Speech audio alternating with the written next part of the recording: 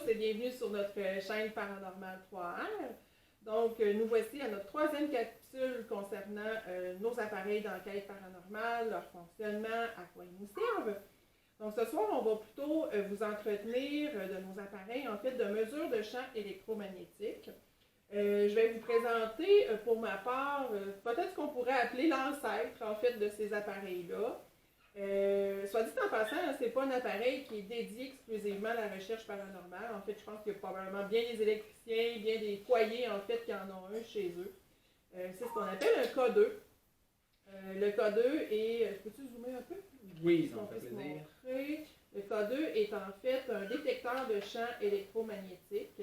Mettons, je vous mets en position fermée ici. Je l'ouvre comme ça. Donc, ce que le K2 va venir faire, il va venir détecter la présence de champs électromagnétiques. Vous voyez, là, il y a comme une petite lecture qui se fait. Par contre, il n'y a strictement rien d'anormal actuellement à ce qu'on voit. Pour faire l'information, on capte le film en fait dans notre cuisine. Donc, on est à proximité du micro-ondes, du frigo, de toutes sortes d'appareils en fait qui émettent un certain champ électromagnétique. Donc, c'est clairement ce que le K2 capte actuellement. Par contre, vous comprendrez que si le même phénomène se produirait en plein cœur d'un cimetière où il n'y a aucune source lumineuse, où on n'est pas à proximité de poteaux d'alimentation électrique, bien, ça pourrait éventuellement nous indiquer en fait une activité électromagnétique qu'on pourrait appeler suspecte. Ce qui est intéressant, puis on a décidé en fait de vous en parler. Là, vous entendez peut-être grogner.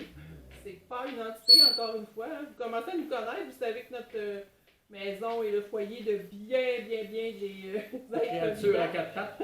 Donc, c'est notre chien actuellement qui grogne après quelque chose que nous, on ne voit pas. Donc, qui sait? On pourrait interpréter bien des choses. Donc, ce qu'on voulait vous raconter, en fait, c'est qu'avec le K2, on s'amusait un peu avec lui dans la maison et à notre grande consternation, en fait, on a découvert que les enfants d'Anthony dormaient la tête très proche, en fait, d'une source de champ électromagnétique très importante dans leur chambre à coucher. Donc, il y avait la tête adossée à un mur, là, si je peux dire. Et de juste l'autre côté de ce mur-là, il y a le deuxième frigo de la maison, là, vous savez, où on met les stocks. Et le frigo émet effectivement un champ électromagnétique très élevé. Donc, vous comprendrez que dès qu'on a découvert ça, on a changé l'orientation du lit des enfants là, pour vraiment corriger cette situation-là. Et sans même qu'on leur parle, ils sont petits, donc ils n'auraient pas très bien compris l'histoire, mais sans même qu'on leur en parle, ils nous relatent depuis dormir beaucoup mieux.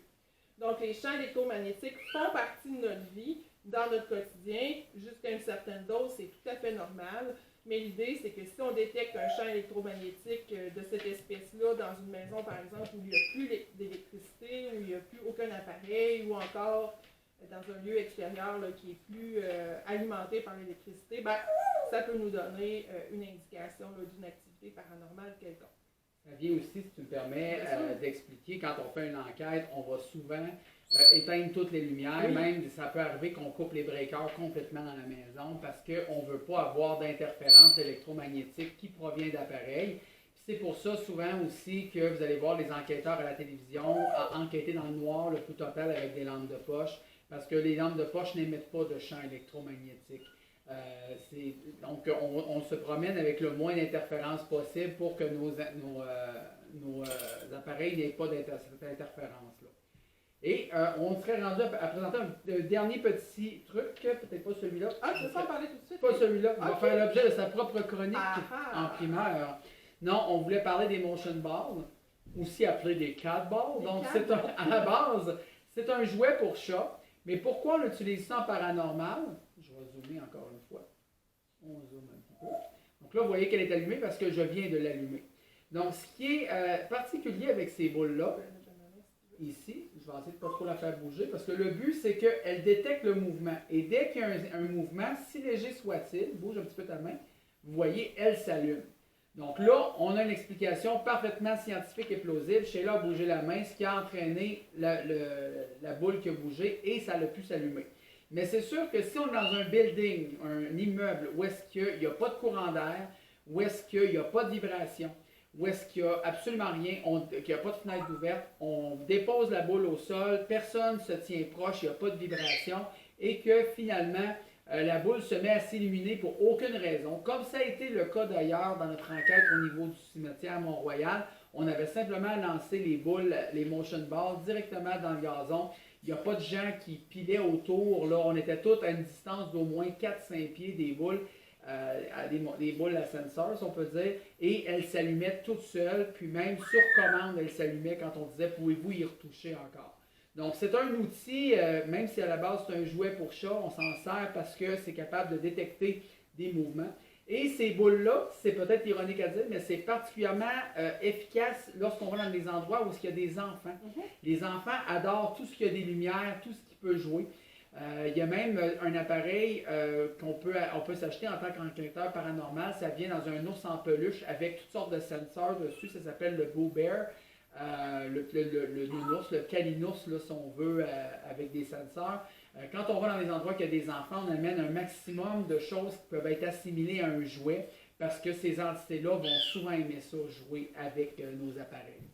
Donc, ça fait le tour de ce qu'on avait à vous présenter ce soir. Comme toujours, ben, on attend vos questions supplémentaires, on attend vos commentaires. Pour nous, ben, c'est notre récompense de pouvoir interagir avec vous et surtout de pouvoir partager cette belle passion-là qu'on a pour le paranormal.